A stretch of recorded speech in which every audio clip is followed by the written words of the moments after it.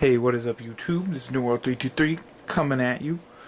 Today it is part 1 of who knows how many parts.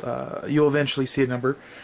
I think it's about 4 or 5, maybe, possibly. But for now, I have 2 items I need to do. And if you don't know, this video is the Sporterizing of my Mosin Nagant, or Nagant, 9130. And what I'm going to do for it today, for you folks, is this. I'm going to equip it with the new ATI, Advanced Technologies Incorporated, I think is what it's called, stock, aka Monte Carlo, is what the stock is referenced to, is known as. Its actual model name. Has a Chica riser right there. There you go, right there. It has a rubberized butt pad. Actual piece of rubber there, that would help, I would assume. It's made of that polymer and that fiber. I'm not sure of actually 100% what it's made of. It's made of like the same stuff the bottom half of most pistols are now these days, like the Glocks, the XDs. So it's like a carbon fiber, not carbon fiber, but it's a fiberglass body, more or less. So, yeah. Let's, okay, ladies and gents, first thing we're going to do is we're going to remove the bolt. The best way you do that is just set your rifle up as it's there. Obviously, make sure there's no ammo. What you're going to do is you're going to pull the trigger and slide it out and just set it up. Alright. Okay, I'll see you in a little bit. The next thing you're going to do is you are going to remove these 2 rings right here. This one here. This one there. And now I'm going to demonstrate on this one first just to show you, and then the other one I'm going to do off camera. You sometimes need a multi-tool to be able to actually do this, because I know some of them are very hard to actually get off, especially if you have yet to decosmoline. But luckily for me, mine has been decosmoline.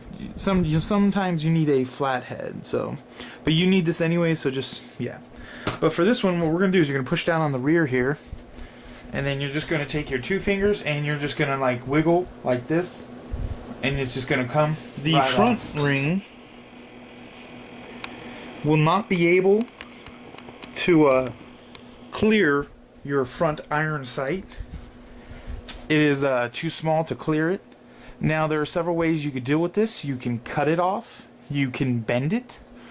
However, if you were ever going to reincorporate it with this stock, I would recommend not doing either of those. My preference would be to actually tap out the front sight. Now that both rings are removed, here and here, they're both right here, what you're going to do is your top piece is going to come right off, and we're just going to set that up and aside.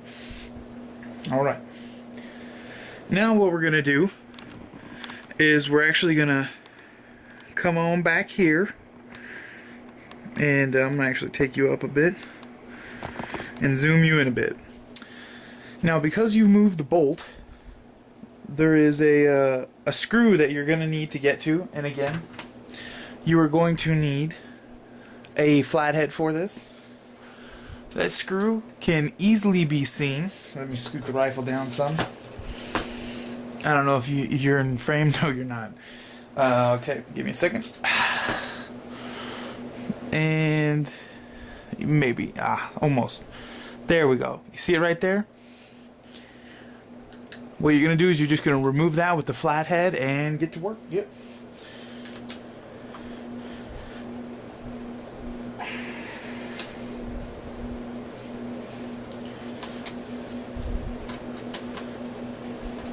Alright, and voila, this is the longer bolt of the 2. Now what you're going to do is you're just going to, well, first I'm going to zoom all y'all folks out just a little bit, actually all the way. Alrighty. And what you're going to do now is you're going to just take your gun, you're going to hold it all together, flip it upside down, like so. This I found is the easiest way to actually accomplish the changing of a stock or the disassembly. And what we're going to do now is I'm actually going to bring you down just a little bit and zoom you in to the screw right there in front of the mag well, or I guess that's what it's called. I don't think the name's different on, you know, from snipers or whatever, bolt actions. It is still a mag well, so that's the second screw you're going to remove. It's going to be the shorter of the two. So yeah, just watch me unscrew that puppy. And again, it's lefty loosey, obviously righty tighty enough. Okay, well now that it's certainly loose enough, what you're going to do is you're going to pull up. Let me zoom you out a little bit.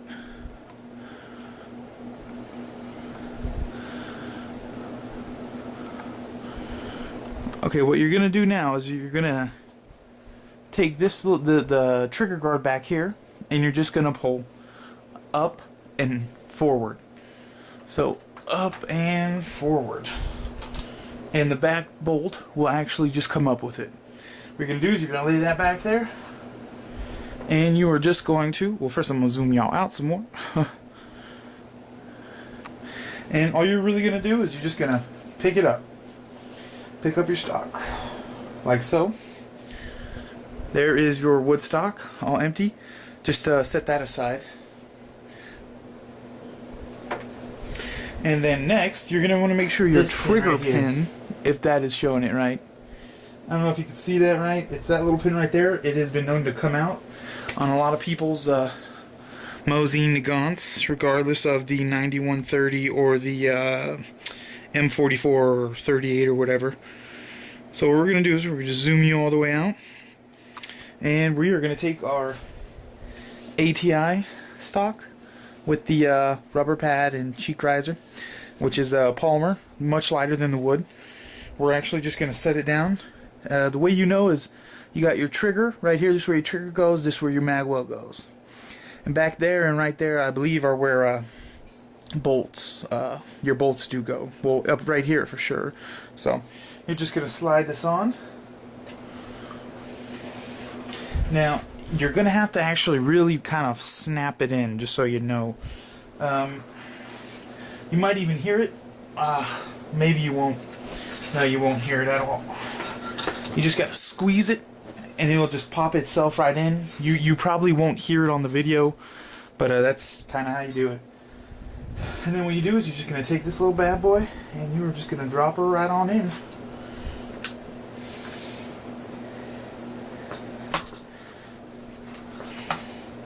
You're going to push it down, kind of squeeze it again.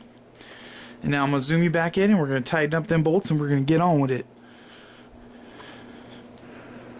Okay, so we're going to tighten up the front bolt, or the bottom front bolt right here.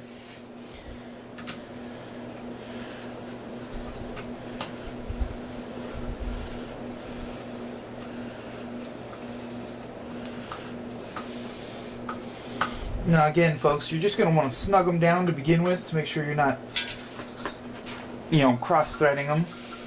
And you'll know if you're going to cross-thread them because it will be a pain in the keister. So let me actually just lay this back down. I will take you to the back. Let me just figure this out real quick. I'll zoom you in a little. Whoa, whoa, whoa. Didn't mean for it to be so snappy, folks. Okay, then. Let me move the gun forward just so you can see. And is that... Oh, I'm way off. There you go. Alright, now what you're going to do is you can put that big bolt you pulled out earlier. This one. Just go and drop it all right on in there. It's going to fall right in where it needs to be. You're going to take your flathead, and you're just going to tighten it down. Now you're going to do righty-tighty for those that don't know the standard way of tightening things down. Lefty-loosey, righty-tighty, obviously.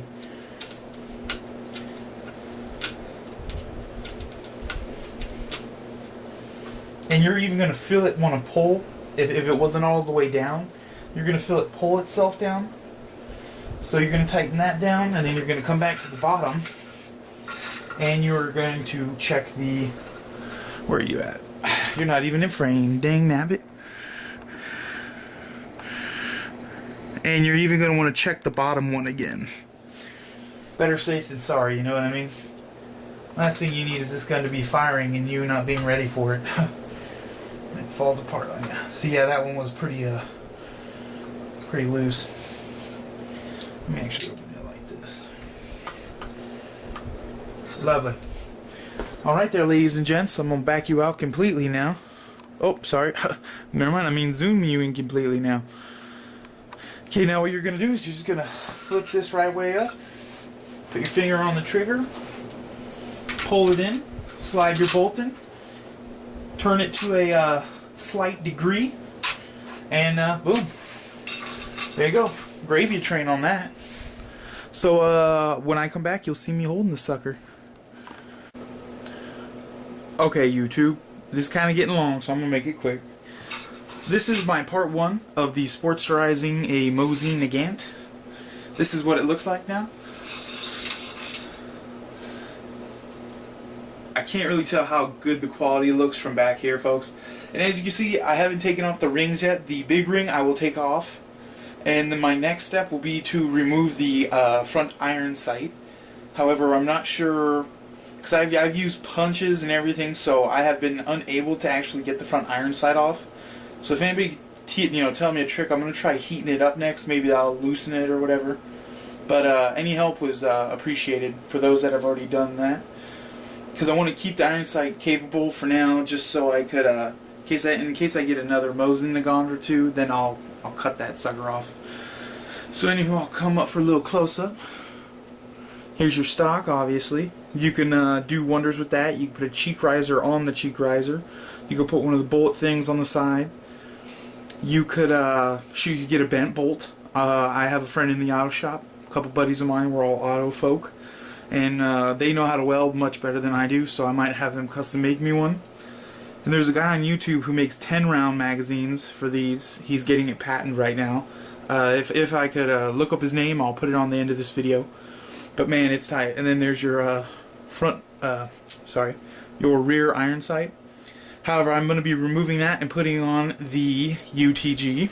Let me set this down. I'll just show you. I will actually be putting on this. I did an unboxing review of this.